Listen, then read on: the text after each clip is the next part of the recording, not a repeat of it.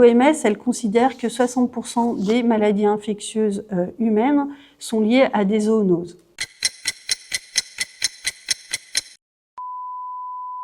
Bonjour et bienvenue dans ce nouveau 10 minutes de Prève, les capsules des printemps de la Prève qui vous informent pour mieux agir. En 10 minutes, nous prenons le temps d'explorer un sujet en particulier. Et 10, c'est un clin d'œil également aux 10 millions de décès évitables chaque année dus aux expositions environnementales selon l'OMS. Dans cette capsule, nous allons parler d'un signal invisible mais essentiel, les virus. Leur émergence nous en dit beaucoup sur notre environnement et pour en parler, nous allons recevoir Sandrine Bellouzard, qui est directrice de recherche au CNRS.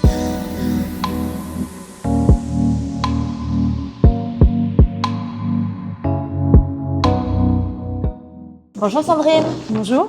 Merci d'avoir accepté notre invitation à cette nouvelle capsule 10 minutes de Prève. C'est avec plaisir. Avant de démarrer et d'entrer dans le vif du sujet, est-ce que vous pourriez commencer par vous présenter? Oui, donc moi je suis Sandrine Bellouzard, donc je suis chercheuse au CNRS et je travaille ici sur le site de l'Institut Pasteur de Lille. Et moi je suis donc virologiste. Donc j'ai d'abord fait une thèse en biologie cellulaire et ensuite je suis partie aux États-Unis pour faire un stage postdoctoral de 3 ans où là j'ai commencé à m'intéresser aux virus et à leur cycle de vie dans la cellule. Et j'ai rejoint ensuite en 2010 le CNRS et l'Institut Pasteur de Lille. D'accord. Et justement, est-ce que vous pouvez nous dire sur quels travaux de recherche votre équipe et vous travaillez actuellement? Alors moi, je travaille sur les coronavirus. C'est des virus auxquels je me suis intéressée au départ lors de mon stage postdoctoral. Et c'est une famille de virus, bien sûr, qu'on connaît tous maintenant avec le Covid. Oui. Mais je travaillais du coup déjà sur ces virus avant cette crise. Et on s'intéresse donc aux mécanismes vraiment fondamentaux de virologie. Donc comment le virus il rentre dans une cellule, il se multiplie et ressort de cette cellule. C'est ce qu'on appelle le cycle de vie dans la cellule du virus. Et on a aussi des projets où on cherche à identifier des molécules avec une activité antivirale pour lutter contre ces virus. Et c'est surtout ma collègue Karine Serron dans notre laboratoire qui développe ces projets. D'accord. Mais justement, alors du coup, quel lien on peut faire entre l'environnement et le virus? Est-ce qu'il y a un lien pour comprendre l'un et l'autre? Comment ça se passe? Donc, les virus font partie d'un écosystème. On sait que les virus émergents, la plupart, ils ont une origine zoonotique, donc c'est-à-dire qu'ils sont transmis par les animaux à l'homme. Donc, l'OMS, elle considère que 60% des maladies infectieuses humaines sont liées à des zoonoses. D'accord. Donc, le concept One Health, c'est vraiment un concept très important puisque la santé humaine va être aussi impactée par la santé animale et par les interactions avec l'environnement. Donc, on sait qu'il y a des événements, que ce soit environnementaux, aussi les comportements humains, ils vont influencer ces émergences, les risques pandémiques et épidémiques. Lors de notre préparation, justement, on parlait également d'élevage intensif, de déforestation. Est-ce que tout ça, de ce fait, a un lien forcément sur l'environnement? C'est l'activité humaine qui a un lien sur l'environnement et a un lien sur les zoonoses, du coup? Alors oui, ça va avoir un lien surtout sur les émergences de virus dans la population humaine, puisque, par exemple, la déforestation, l'urbanisation, ça va modifier les habitats. Et ça, on sait que c'est cette modification des habitats, elle favorise finalement des contacts avec des animaux avec l'homme et ça peut favoriser finalement l'infection de l'homme par des nouveaux pathogènes.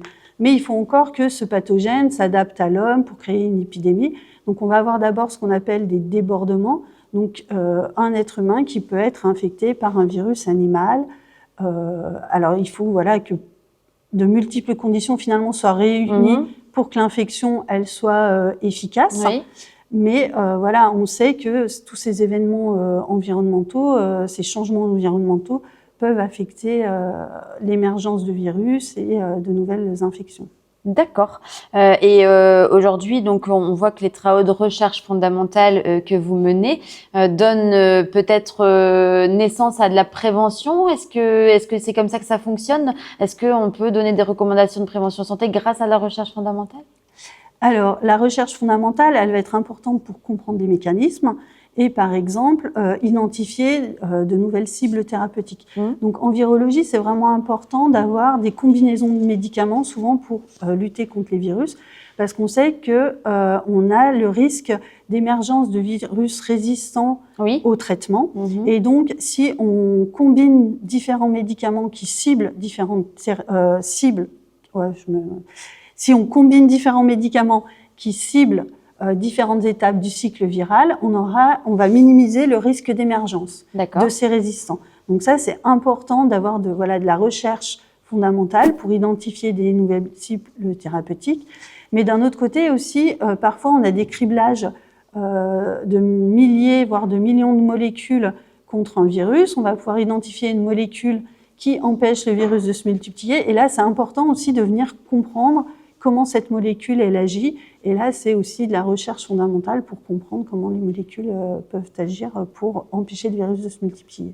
D'accord. Eh bien, ok, tout ça, ça me paraît plutôt clair. Est-ce que vous avez un message à faire passer en conclusion, quelque chose qui vous tient à cœur ?